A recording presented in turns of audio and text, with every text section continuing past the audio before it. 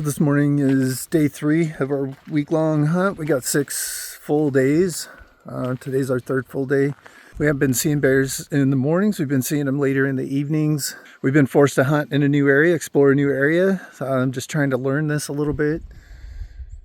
So this strategy that I talked about yesterday morning with exploring the roads and finding places where there's lots of bear crap along the road, and then kind of hunting that area in the evening worked out really well. We seen 3 nice bears last night. Didn't have an opportunity, but all bigger, more mature bears. The biggest one was probably pushing 375, like really nice bears. So we got 4 bear tags this year, so we're hunting pretty hard. We're staying out all day. Preston got his day before yesterday. The grass has really sprouted up everywhere the last couple days. It was pretty barren when we got here. It was still freezing at night.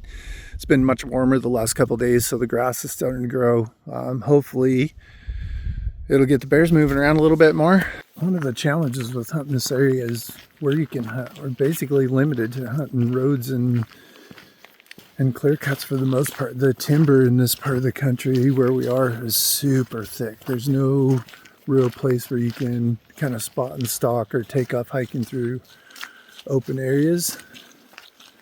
So it really limits the different strategy that you can use for hunting. So this morning we're just taking a walk up this old brushy road and looking for signs, see if we can find a spot that might make sense to spend some time in the evening when the bears are more likely to move around. South of Cub, maybe. There's some bigger tracks here too.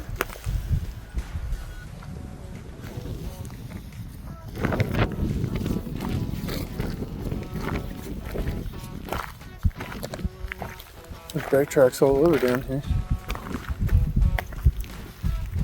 It's gonna split. The road will go back in and dead end. This one will loop around. It kind of goes through a treed area, but it looks pretty wide. And then it's gonna go back, it's gonna tee again. And there's a spot where we should be able to walk right down to the edge of the lake over there.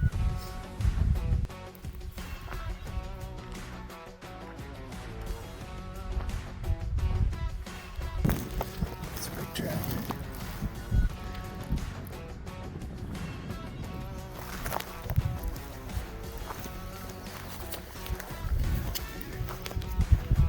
His toes and his claw marks. Claws close to the toes. It's a black bear for sure. Oh, he's going this way.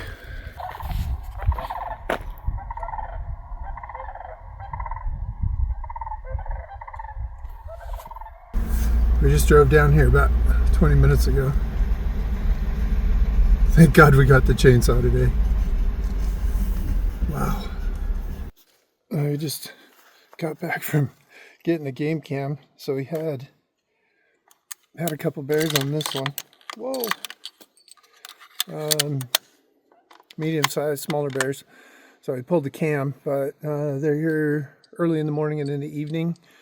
However, he decided to mess around with my game cam and broke the lens on the front, chewing on it.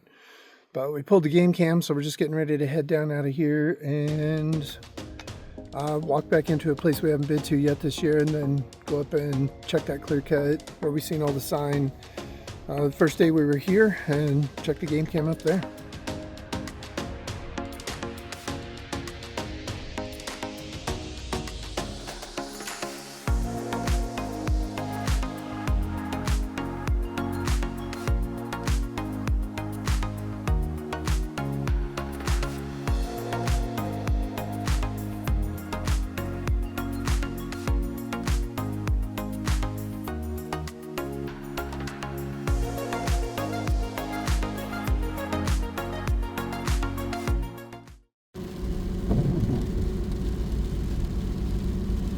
Well, this wasn't in the brochure when we signed up for this trip.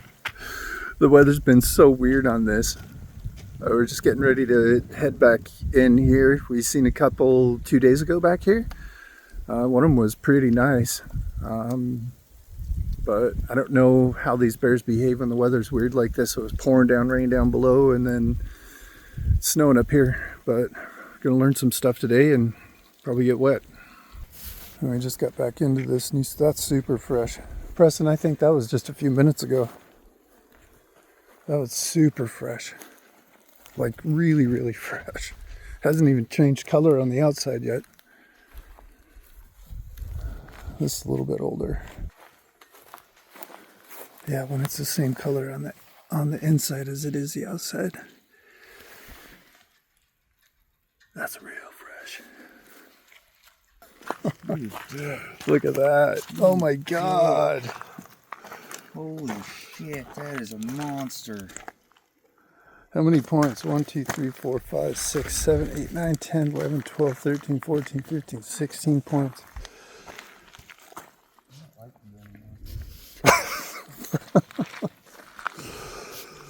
Holy crap, look at that. Oh, jeez.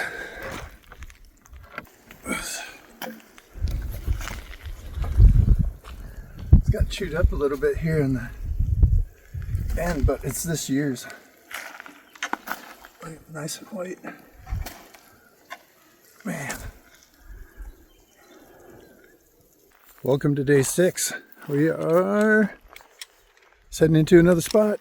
We're scouting out a new area today, exploring. Again, we didn't see any bears yesterday. Weather's much nicer today. It was snowing this time yesterday, so kind of weird weather. But we've seen some good bear sign little ways that we drove in here, so we're just getting loaded up and ready to hike back in. There's a couple miles of grassy roads back in here.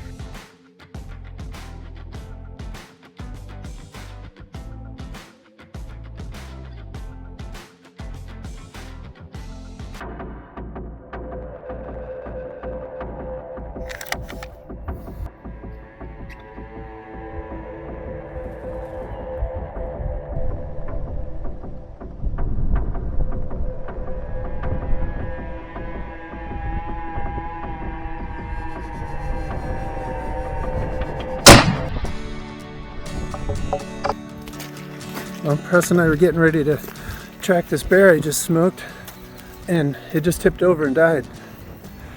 It's laying right here. It's like probably a 3-year-old. So, one of the things I didn't talk about when Preston shot his bear, the importance of obviously of gutting him is huge, but getting the hide off and getting the meat cooled off is super important.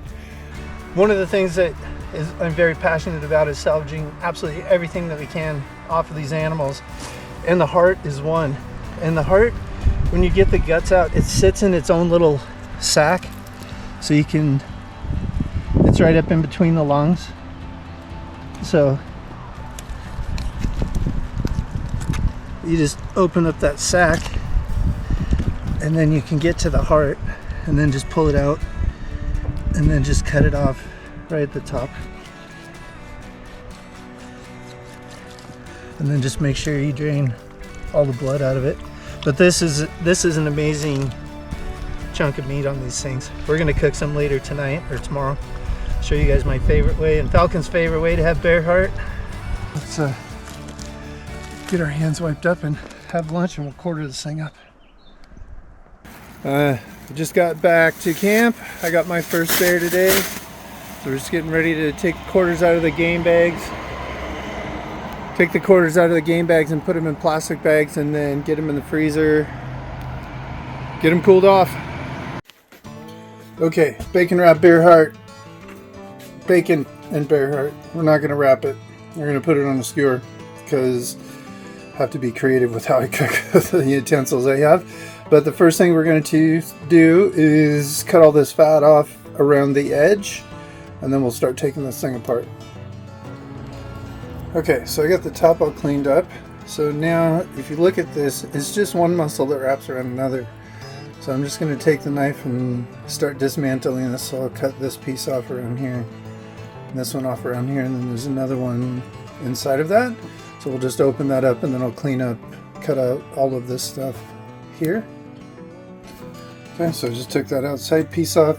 The inside piece I just split in half so you can see what I did here. I just cut all of this stuff out of here. So we just got some nice clean meat. Now we're just going to cube this up and then alternate a chunk of bacon with a chunk of bear heart.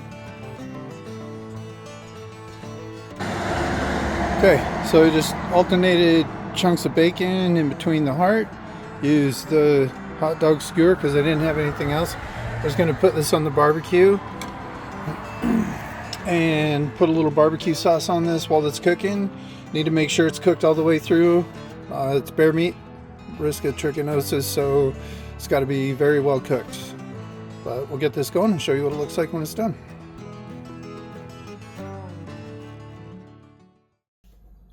But an amazing trip. We got to hang out together all week. It was a lot of fun. We had a lot of laughs. Did a lot of hiking, a lot of suffering. Cooked some amazing food. We had some good dinners for being out bear hunting. We ate like kings. We had, this is the end of our 2025 trip. We've already booked the spot here for 2026 and writing down all this stuff that we learned. So when we get back up here, we're going to have 4 tags again next year.